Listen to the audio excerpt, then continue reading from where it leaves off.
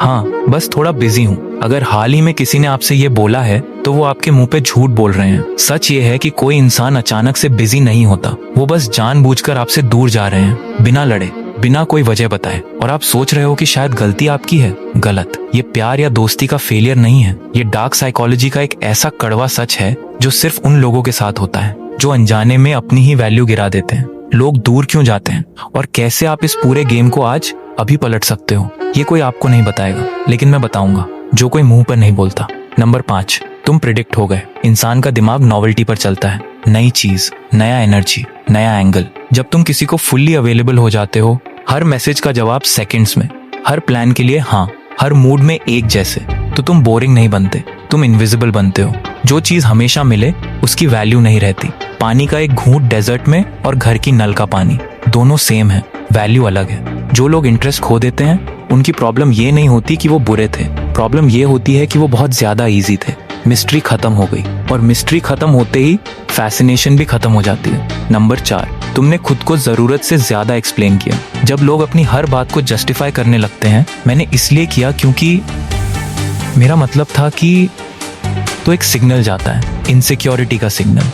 और लोग इनसिक्योर लोगों से अनकॉन्शियसली दूर हो जाते हैं, not because they are cruel, because self doubt is contagious. जो खुद पर भरोसा नहीं करता, दूसरों को उस पर भरोसा करने का कोई रीजन नहीं मिलता। कॉन्फिडेंट लोग एक्सप्लेन नहीं करते, वो सिंपली करते हैं और दुनिया नोटिस करती है। नंबर 3, तुमने ड्रामा को लव समझ लिया। ये सबसे डेंजरस ट्रैप है। कुछ लोग बिना टेंशन के कंफर्टेबल नहीं होते, उन्हें लगातार कोई इशू चाहिए, कोई मिसअंडरस्टैंडिंग, कोई सब ठीक नहीं है वाला मोमेंट। और जब तुम उन्हें स्टेबिलिटी दो, पीस दो, तो वो सडनली डिस्कनेक्टेड फील करते हैं। उन्हें तुम्हारी जरूरत नहीं, उन्हें केओस की जरूरत है, और तुम केओस नहीं दे सकते थे। ये तुम्हारी गलती नहीं थी, लेकिन ये रियलिटी है। हर इंसान पीस नहीं चाहता। कुछ लोग उस तूफान के आदी हो जाते हैं जो उन्होंने खुद बनाया होता है। नंबर 2, तुमने उन्हें ग्रो नहीं करने दिया। रिलेशनशिप्स तब टूटती हैं जब एक इंसान ग्रो करता है और दूसरा वहीं रहता है। बट यहाँ ट्विस्ट है, कभी कभी तुम ग्रो नहीं कर रहे होते, तुम उन्हें ग्रो नहीं करने दे रहे होते। तुम्हारी constant presence, constant opinion, constant help, ये सब अनइंटेंशनली एक केज बन जाता है। उन्हें स्पेस चाहिए था खुद को ढूंढने की,